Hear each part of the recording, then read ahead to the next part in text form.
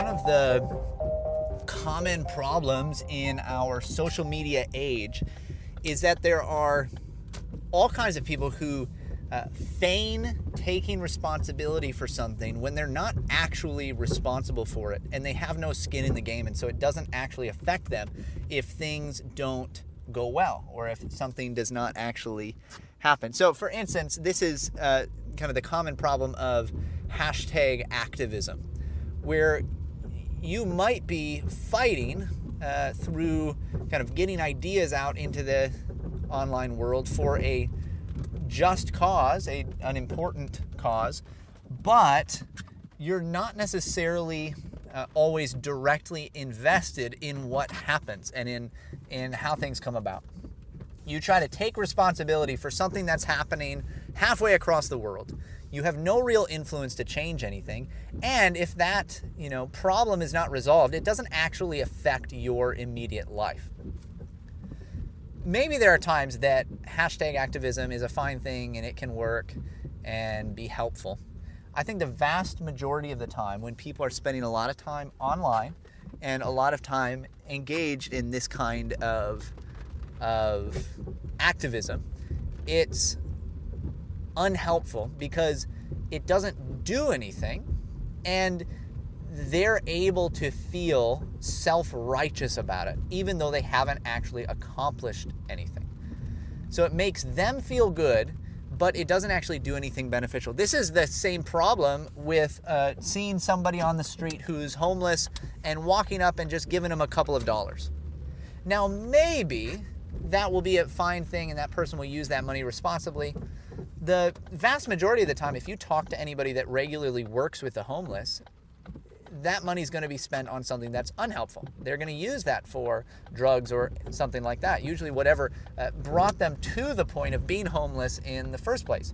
That's why people that work in shelters or work with the homeless will say, hey, don't give them money. I remember when I was living in the Chicagoland area, I was told by someone who worked with the homeless regularly not to just give out things, even down to the point where he said if you give out like a bag of granola to somebody who's on the street, he said you should open it first. Open it in front of them so they know that it's not like used, but you should open it. Because if you don't, what they will do is they'll take that unopened bag of granola or trail mix or something like that, and they will try to go and either trade it for something they want, or to sell it, usually to get drugs or something like that. And if you just give somebody money on the street, that will make you feel really good. It'll make you feel good. Hey, I did a good deed. I did this right thing. But have you actually done anything? Well, probably not. And it's very possible that you've actually made things far worse for that person. But you feel good about it. That's what a lot of hashtag activism and people who spend a lot of time on social concerns online end up doing. They feel good about it themselves. They feel like they've done something good, but they didn't actually do or accomplish anything. When you try to take responsibility for everything that's going on in the world, what will end up happening is you're not going to take responsibility for anything. Not anything real anyway. You don't have any skin in the game. When something goes wrong halfway across the world and you tweet about it and then nothing is fixed, guess what? It didn't affect you, right? It doesn't actually hurt you or harm you.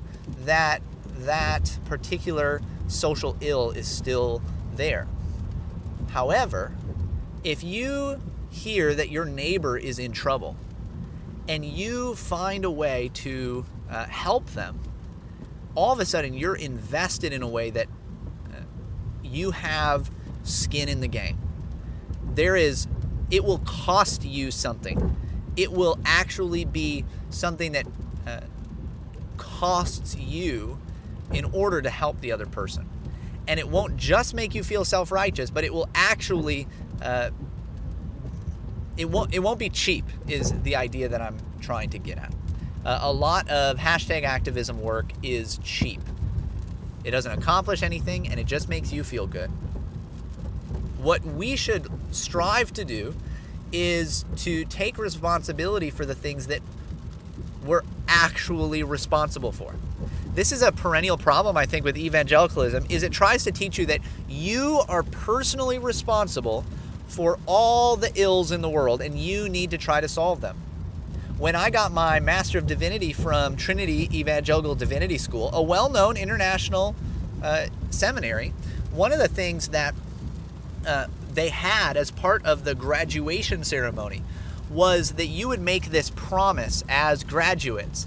And the promise, in part was, something like, we promise to remain faithful to the gospel or something like that. I don't remember the exact words, so I'm paraphrasing here. But there was a line in it that said something to the effect of, I am vowing to seek to remedy the problems in the world, both spiritual and physical, and to help people with their needs, both spiritual and physical. And I actually didn't take the vow. I actually stayed silent when everyone else was taking this vow because I thought that it was a lie. Basically, the university was having the seminary was causing all of their students to lie by saying this thing that sounds nice. It's this nice big ideal. Hey, I'm going to give to each person what they need. But the thing is, I can't do that. Okay? I am not going to be able to take responsibility for everything in the world. And when I try to do that, what ends up happening is I don't take responsibility for anything.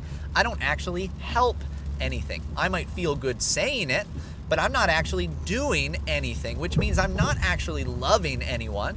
Love has to have an object. Love is not mere sentiment. It's actually doing something beneficial for someone else. So what happens in evangelicalism is you're supposed to feel guilty about not providing the needs of other people so that you go out and try to do it.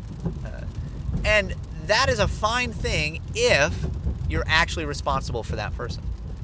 It is very problematic if you are not caring for and loving and serving your spouse or your children, or if you are not honoring your parents.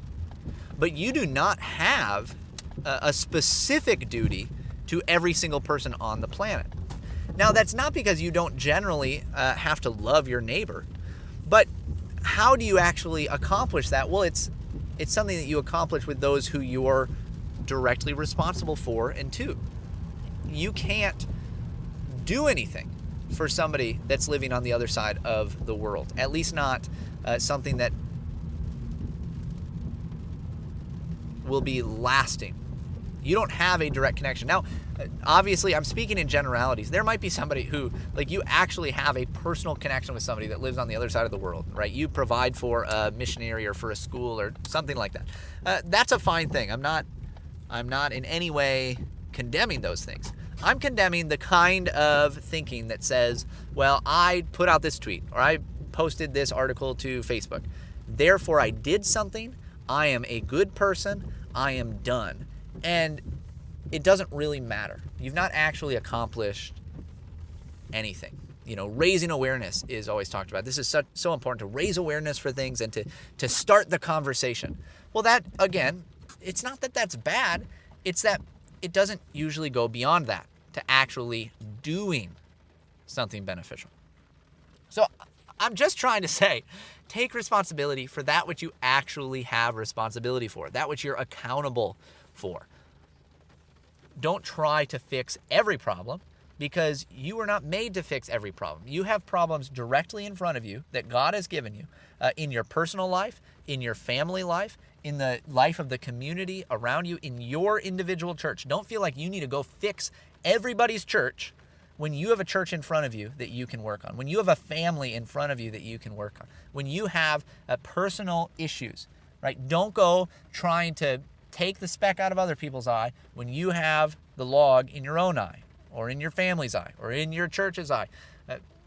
The biblical ideal is start with what you have right now. And maybe God will give you a position of influence and power where you can actually do something and actually influence things halfway across the world. But if he hasn't given you that right now, if that's not your actual responsibility, then don't try to take that on, or don't feign responsibility for that thing. Rather, work hard with what God has given you and see if he will give you more. Hey everyone, thanks for listening today. If you have any questions, concerns, ideas, problems, anything with what I just said, feel free to reach out to me. My email is pastormichaeljbowman@gmail.com. You can find more information about Christ Covenant Church, where I pastor, at ccc-pca.org. And if you're in the La Crosse area, I would love to get together and talk more in person. All right, bye.